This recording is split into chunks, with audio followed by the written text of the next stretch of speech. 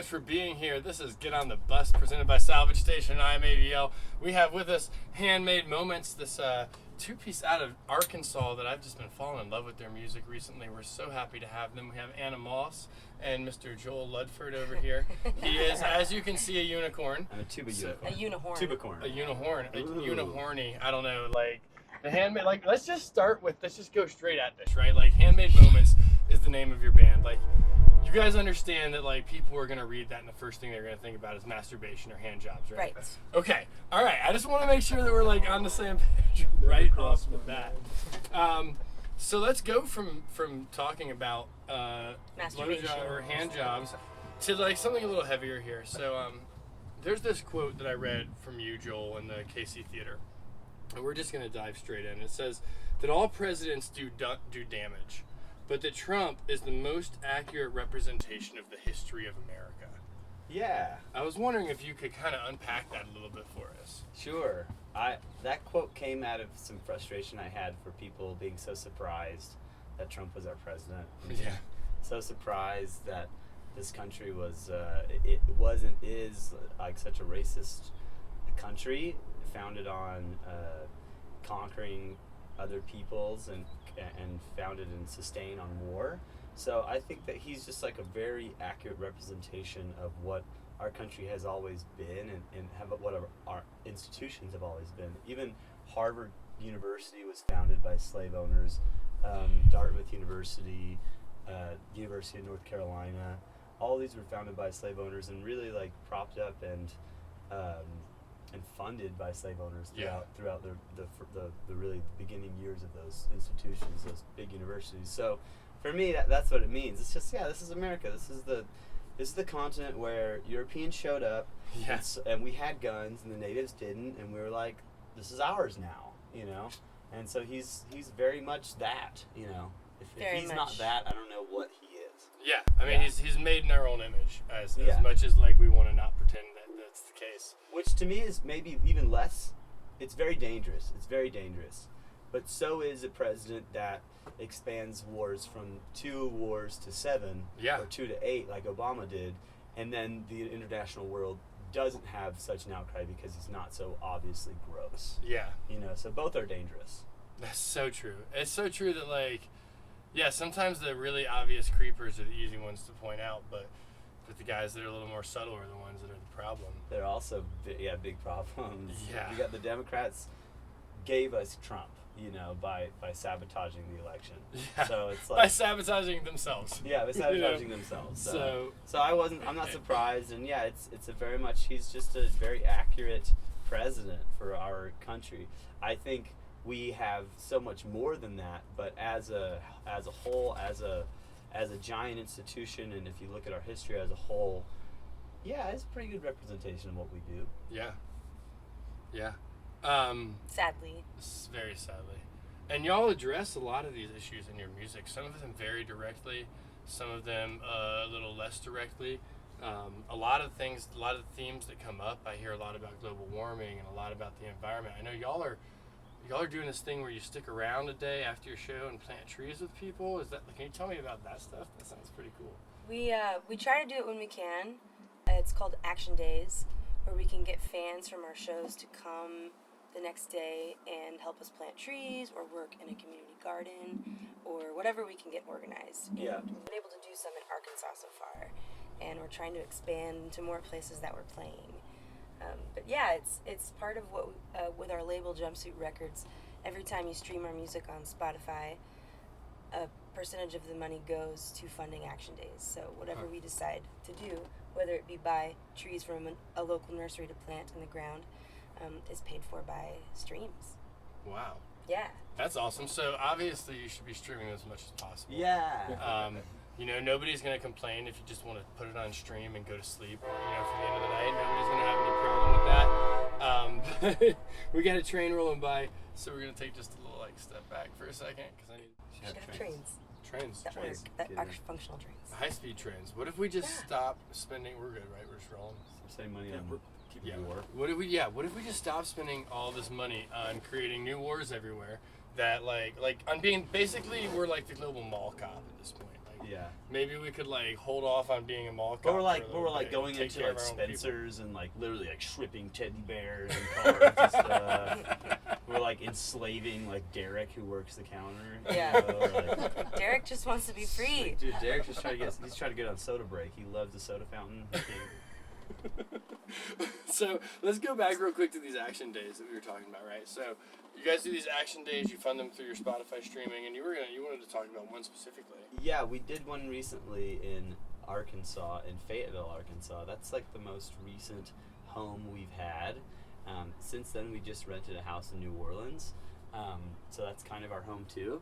But we were in Fayetteville, and we planted an entire guild of trees, maybe like 40 or so trees, 40 or 50 trees, from hazelnuts to fruit trees to figs, native pollinators, bee plants and butterfly plants, things like that.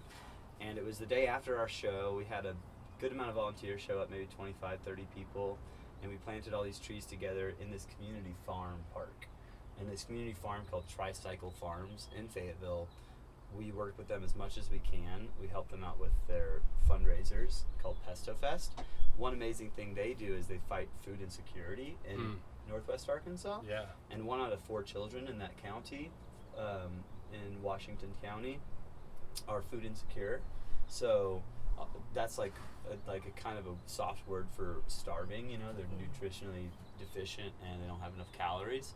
So one amazing thing that Tricycle does is they do a food recovery program where they go to the large grocery stores like Whole Foods and Harps and Kroger's and Walmarts and things like that, and they salvage the food before it goes old, or like the day before it's taken off the shelf. They'll go in there and take it and disperse it, and also whenever they're dispersing it to the hungry, they're teaching people about how to grow their own food and how to not rely upon such a wasteful and outdated food system. Yeah. And I mean, our food system is, it seems like all of our systems are a little bit fucked up, honestly, at the moment. Wasteful and outdated. Archaic a little bit. And hard to figure out like where you're gonna move forward from that, right? Like easy. It's possible. It's easy and possible, but it would mean that big corporations would no longer profit from growing just corn. Yeah. Or just soy. Yeah, it would mean like or just wheat in people would profit. You know, however many mile radius, people would profit, and the earth would profit because we'd be rebuilding soil, and we would be building up our land and growing lots of food. But there's not a huge profit to be made by any billionaires. Yeah. And that's in that field. That's the struggle. Yeah. With capitalism, I guess. Capitalism. And food. Good old capitalism. You know, capitalism. We can't go too far into this. We're gonna keep talking about other things, because I want to talk about the fact that it's pretty obvious from reading some interviews with y'all really value self-help on the road. It sounds like y'all take time to stop and swim and check places out and give yourself breaks.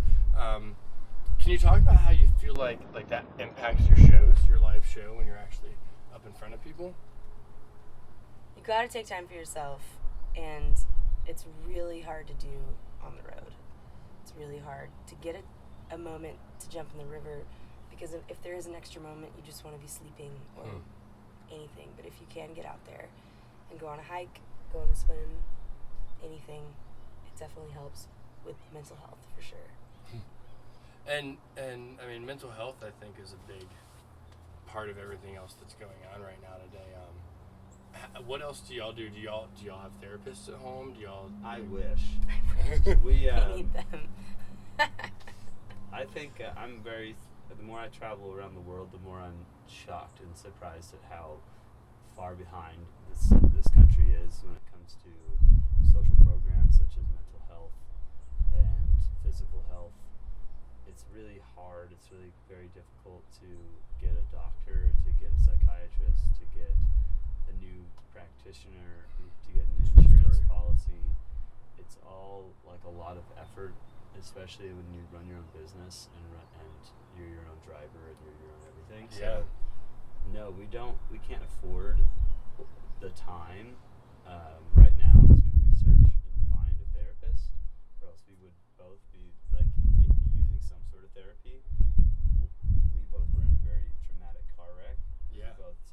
almost 3 years ago. Like we're coming right up on 3 years ago right now. Just about 3 years ago. We both suffered a lot of trauma from that, so we both have like a post-traumatic stress disorder or stress syndrome.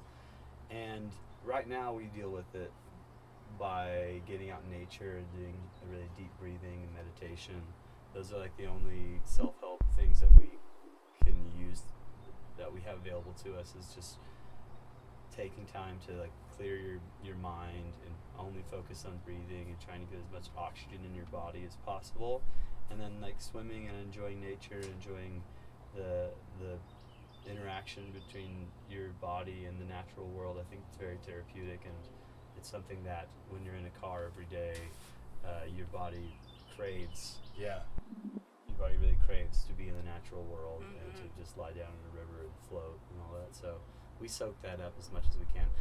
Earlier in our career, before we got to be so busy, now we're really busy, we would always take time to go to hot springs and go to cold springs.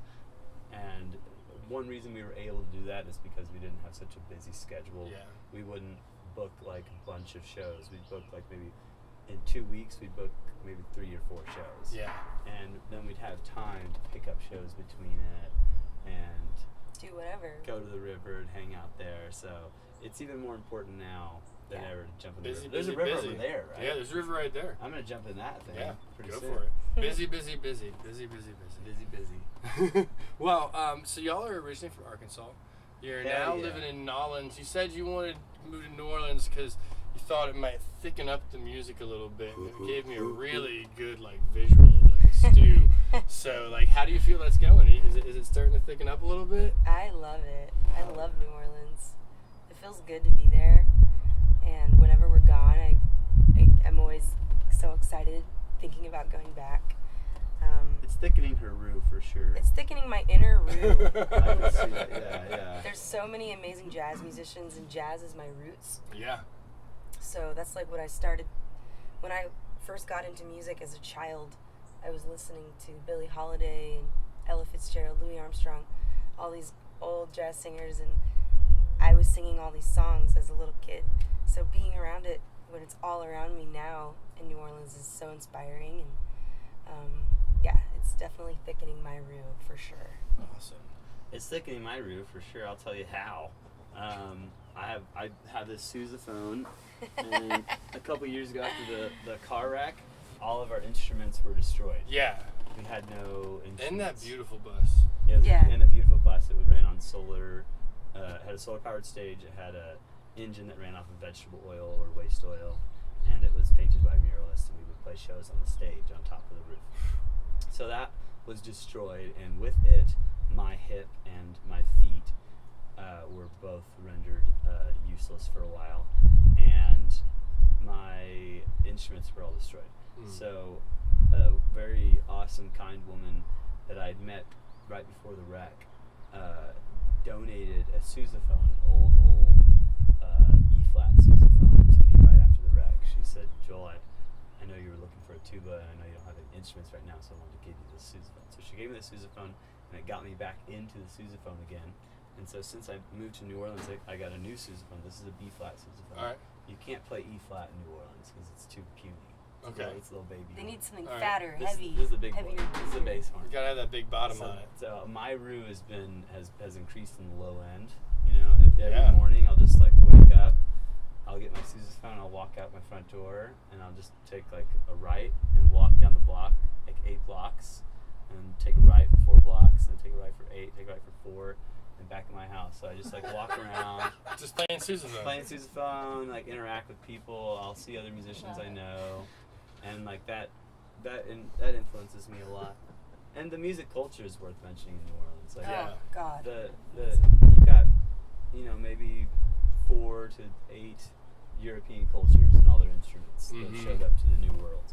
And then you've got, in that area, 3 to 5 Native American tribes, main big tribes. And then all of the music from Africa. And then you had, maybe 20 different tribes from Africa. So you're talking like maybe between 20 to 50 different cultures and all their music in this one area. and everyone is living together and eating together and drinking together and fighting with each other, and making, you know, the Mardi Gras Indians.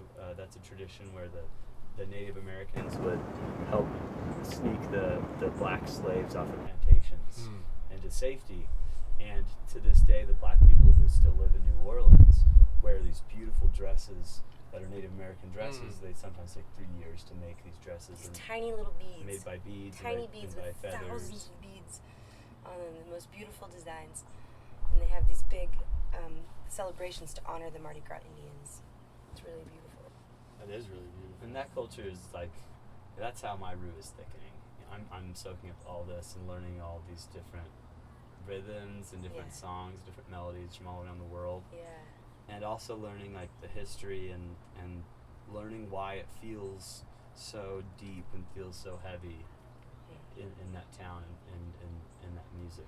And being around people that revere the people that were actually doing the right thing, not around people that revere old white slaveholders, you know? And like, you guys have talked about being from Arkansas and spending time in Arkansas, and how you kind of alluded to this, that sometimes there's, you know, and I know I've been in a place called Lake Toxaway where there's like this constant sandpaper on your soul because of the place that you're at out in the rural South, and that can force you to write more, it can force you to create more. How do you think that, you know, growing up in a place that, you know, even like a place here like Asheville, we have so much progressiveness, and then you go right down the road and you have Rosman, which in 2013 had a city paid for birth of the KKK Day Parade, you know, and it's like how has that shaped who you are today as musicians and writers?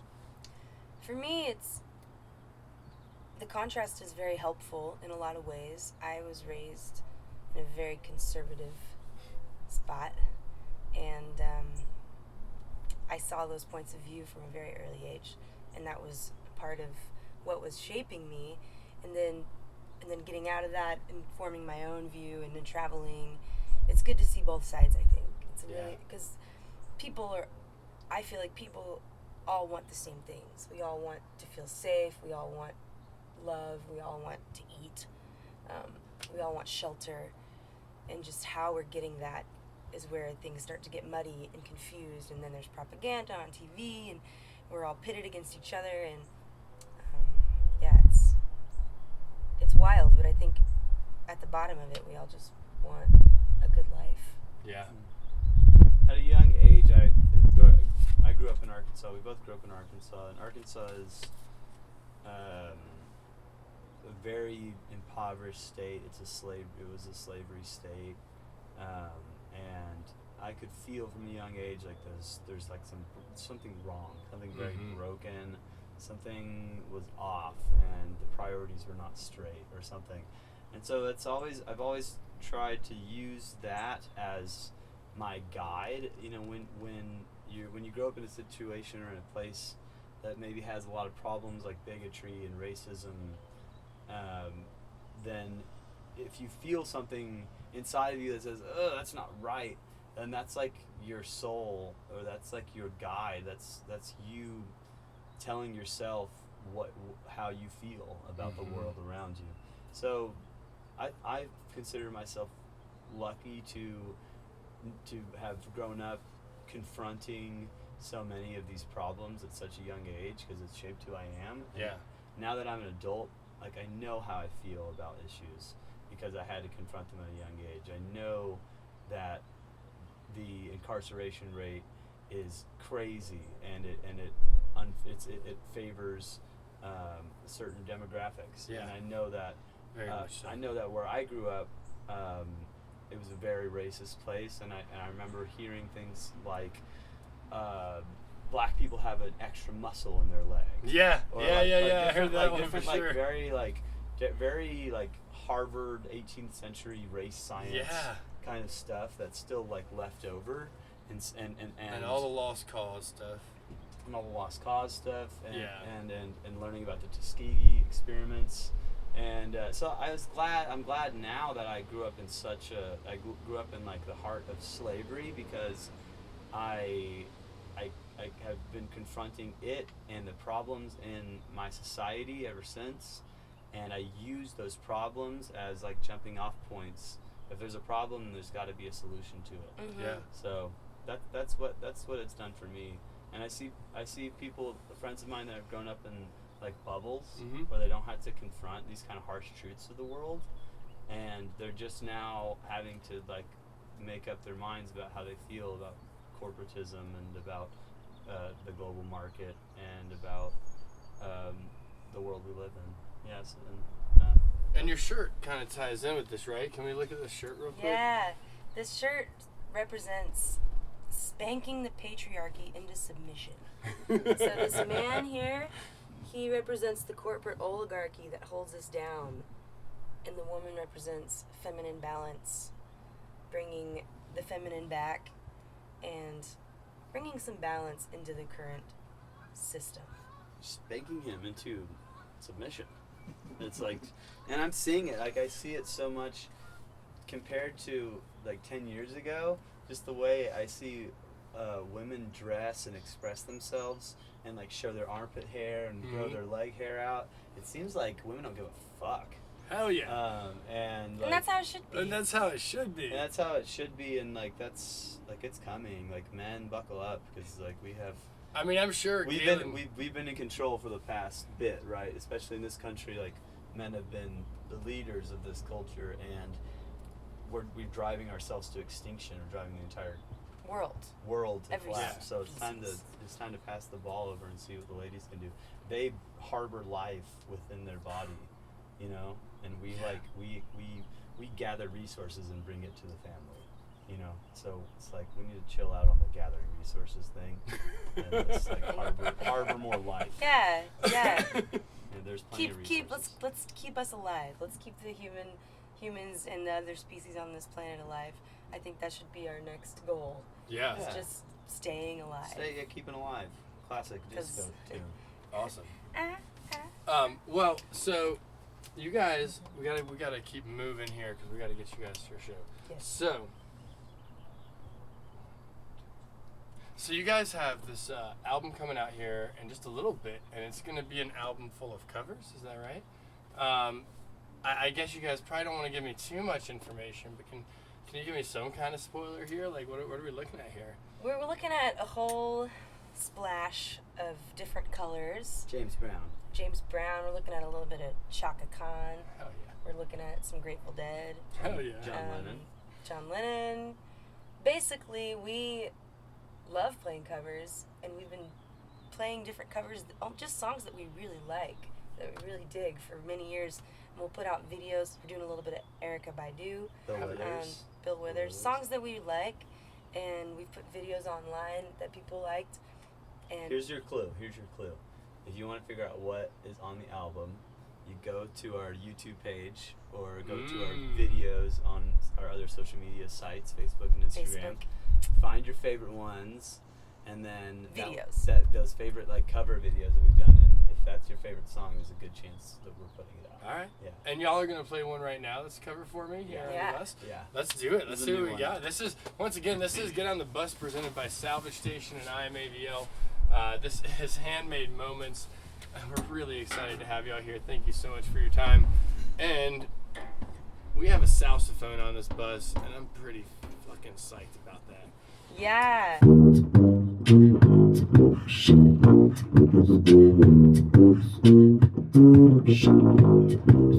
The tide is high, but I'm holding on. I'm gonna be your number one. I am not the kind of girl who gives up just like that. Oh no, it's not the things you do that tease and hurt me bad. It's the way you do the things you do to me. But I am not the kind of girl who gives up just like that. Oh no, the tide is high, but I'm holding on.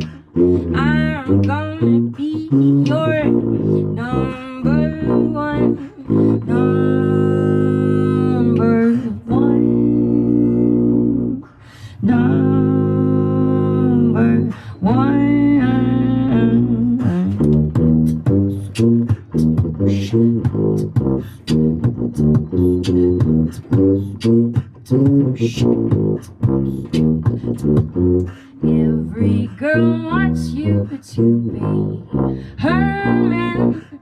I'll wait, my dear, till it's my turn. 'Cause I'm not the kind of girl who gives up just like that. Oh no, the tide is high, but I'm holding on.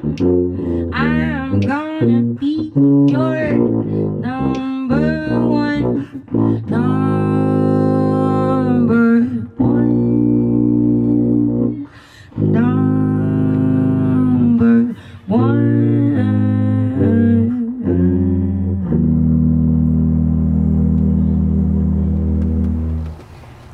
Well, shit, thank y'all so much for being here. This has been Get on the Bus, presented by Salvage Station and IamAVL. We have with us Miss Anna Moss, Mr. Joel Ludford. They are Handmade Moments. And I don't even really know what else to say. I am flabbergasted and speechless, which is pretty fucking rare. So, get on the bus. We'll see you next week.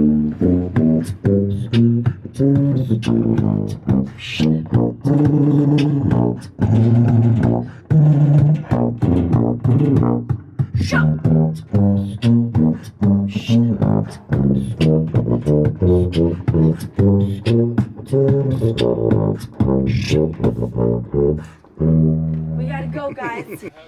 It is love.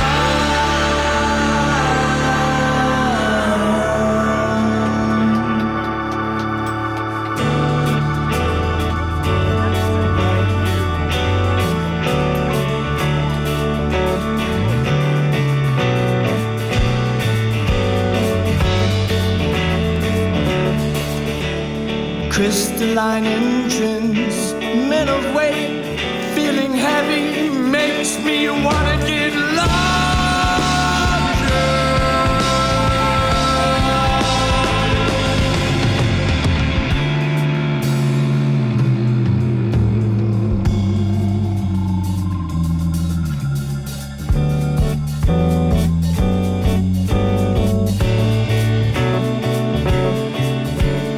victim of destiny.